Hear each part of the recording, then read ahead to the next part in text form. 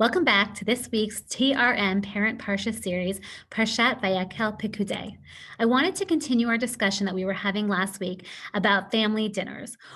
Just to recap, one of the things that we said about family dinners last week is that while they are positive things for families and they have a lot of wonderful benefits, they only have the wonderful benefits if we can make them meaningful moments and opportunities. And sometimes when we have it in our head that it has to look a certain way, it has to be a certain way, it has to happen a certain number of times a week, without thinking about all the other moving pieces, what people's after schools activities are, or what people's work schedules are, it becomes an extraordinarily stressful experience. And that stressful experience takes away from all the positive aspects that family dinners or any meals can bring to the table. And one thing that I was thinking about, and then was actually happily able to find a New York Times article where they quoted Diane Newmark Steiner Adair. She has written lots of wonderful articles about eating disorders and families. And it really struck a chord, and I wanted to just focus in on one quick takeaway. One of the things that the article was talking about is that we oftentimes focus on dinner. It has to be dinner time. And so one of the things that I encourage people to take a step back and think to yourself is, well, maybe it doesn't have to be dinner time. Maybe it can be breakfast time. Maybe it could be a lunchtime. If you decide that it's a lunchtime, then you are basically giving yourself over to the fact that a lunch meal oftentimes as a family only happens on the weekend. Again, starting small goals that are reasonable, that feel attainable for your family, and thinking about when people are in the best place and in their best headspace. And each time has a pro and a con, and it differs from family to family. For some families, breakfast time is perfect. People don't have long bandwidth, so breakfast time tends to be short. But for some people, breakfast is a very chaotic time. People are rushing, they have multiple things to do. And so you really want to be thinking about setting yourself up for success. So the first takeaway that I just want to encourage people to think about is thinking about meal times in a more broad sense and less about dinner time. There's a big focus on dinner. And the other piece that I really wanted to highlight in this week's discussion about meals is that sometimes we get it into our head that it has to be a gourmet dinner. And if it's not a gourmet dinner, then it's not worth it. It's not any good. And sometimes I encourage people, and I'm encouraging all of us to really take a step back and think to ourselves, it's not always about the food that we're eating, but more about the fact that we're all kind of coming together. And we're also showing that not everything has to be perfect. It doesn't have to be that perfect salmon and asparagus dinner that's plated perfectly. It doesn't necessarily have to look as beautiful as that salad with the protein that is displayed in the middle. Sometimes it can just be a grilled cheese sandwich. Sometimes it can actually just be breakfast for dinner. And I think that really allowing ourselves and giving ourselves permission to have dinners that maybe don't necessarily look as perfect, but because we've taken out one element of that stress, one element of that anxiety, it allows us to have a much more pleasant dinner time. Because one of the stressors of dinner time, if that's your meal of choice, but if it's breakfast, it could just be cereal, is that there's so much energy around what am I making? I have to make it. I have to set aside time to make it. And really taking a pause to think about, like, what does that add into the room?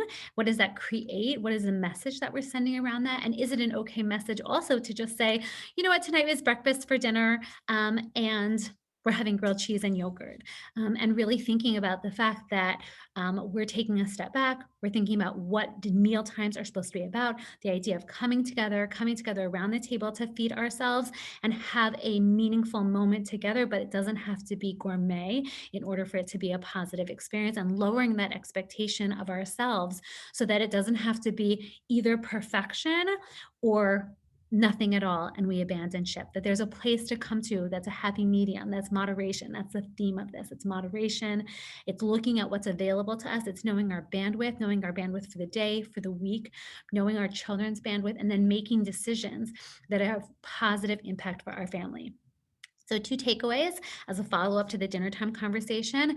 Dinner time is not the only meal opportunity. And so really taking a look and thinking to yourself, what is a good meal for my family that we can have an opportunity to sit around and connect?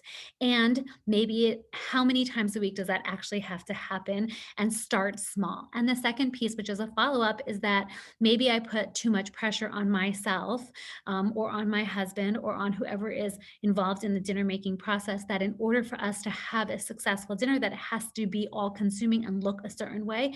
And how can I take that pressure off of myself so that it doesn't have to be a perfectionistic experience? Not everything about it has to be perfect in order for it to be something that is worth putting our energy to and making it a priority. I wanted to just um, also move on a little bit, and take a few moments just to talk about the fact that this is Yesh Tikva's Infertility Awareness Shabbat. Usually in Shul, we have somebody who speaks about infertility and fertility from the pulpit, and then oftentimes we have had programs in the afternoon. Obviously, this year is a little bit different, and so I really wanted to take an opportunity. The Riverdale Minyan is a partner, and the Yoetzet Initiative, the Riverdale Yoetzet Initiative is a partnership in Yesh Tikva's Infertility Awareness Shabbat.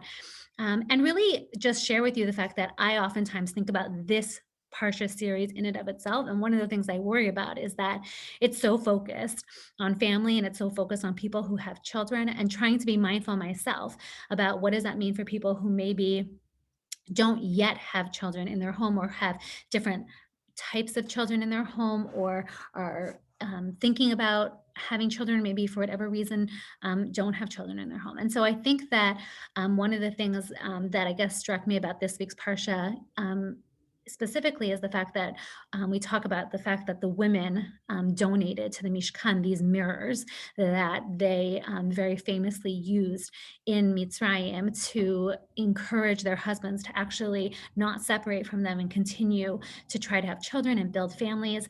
And we can never escape the fact that we are a community that actually wants to have families, and we want to have opportunities to connect and come together.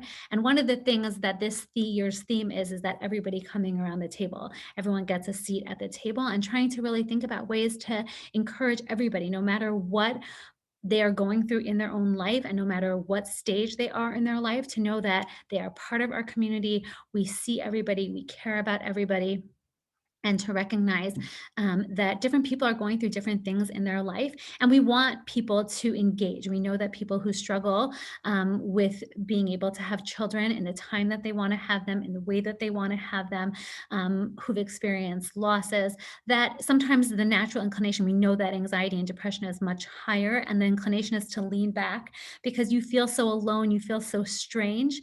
And one of the things that I think is so challenging is that we look around the world and we see all these people who we presume have had a normal fertility journey, mostly because, again, we're still getting into a conversation around what does it mean for people to have children, and in a community where people maybe value having larger families. On the one hand, the recognition that the more oftentimes that people want to have children, the more likely they are to have miscarriages.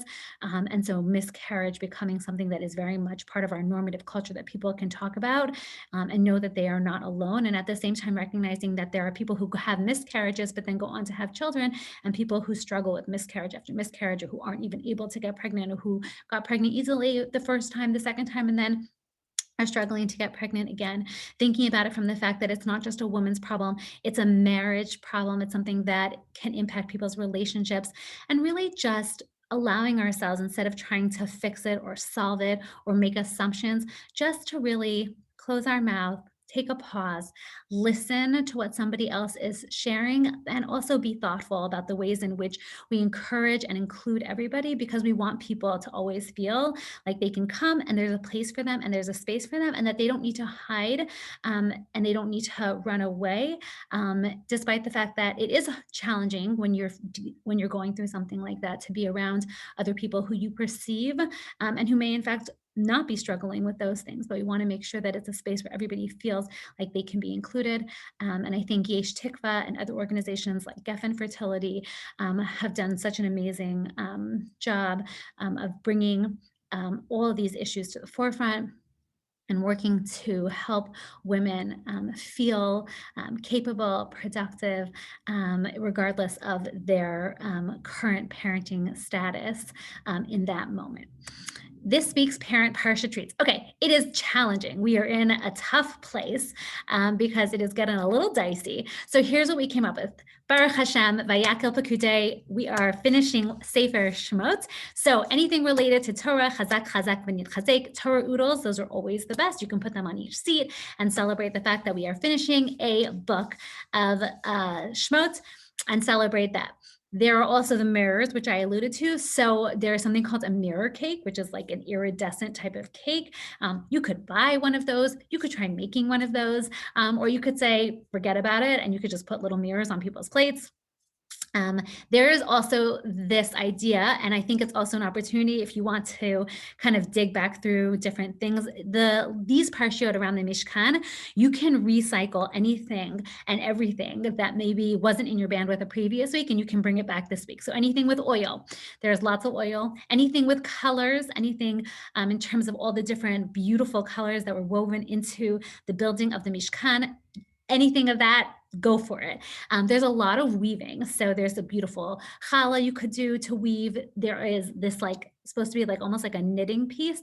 There's a lot of discussion. There's even a discussion in the Gemara about what was special about the women, that they used to actually weave the wool while it was still attached to the sheeps, and this was like a special artisanal talent that these women had. So you could go down the road of trying to figure out how you could incorporate weaving and knitting. There's like a whole section around that, and you could do something in terms of artwork. There are lots of places where you can expand and grow and get creative.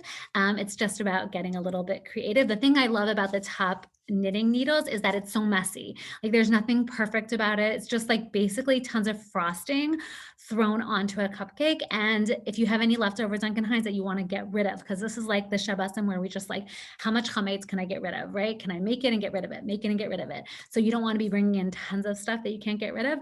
But if you have something extra, it's a great opportunity to put it on there and get rid of it. So I want to wish everybody a Shabbat Shalom, and we're coming up on Shabbat Mevarchim in advance, a Chodesh Tov. It should be a month of Geulah, and a month of Simcha, and a month of being able to be together with people that we care about and love as we continue to move further, hopefully into a little glimmer of hope as vaccination rolls out. I can't wait to see what everybody does.